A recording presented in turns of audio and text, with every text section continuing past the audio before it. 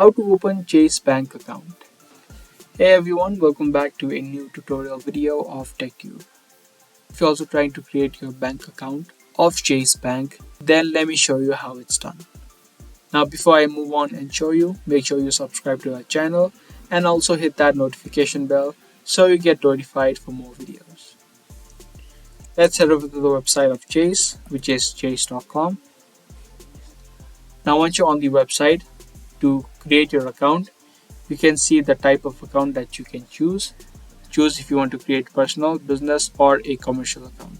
Once you selected these options, you can choose the type of account that you want to create. Click on the checkings and savings account and choose the type of account that you want to create. Once you're here, you just need to search for the account that is suitable for you and pick the account. Just click on Open Now. Now through this section, you just need to start filling in this form. Now depending upon the type of account that you chose, your interface may look a bit different. Either way, you just need to start filling in the details that is asked.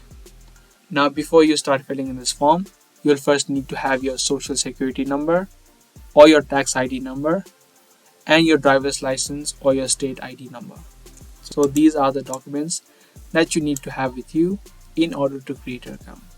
So first of all, choose whether you're an existing customer of Chase or not, and then click on Next.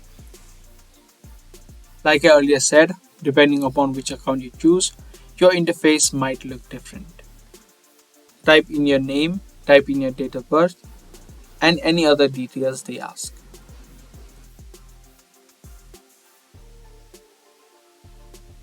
So fill in all the details necessary, and you'll have a section of entering in your social security, entering in your driver's license or your state ID, and you'll also need to upload a picture of it.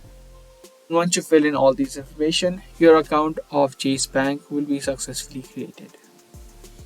So that was the video. I hope you guys liked and found this video helpful. If you did, be sure to subscribe, share, and also give this video a thumbs up.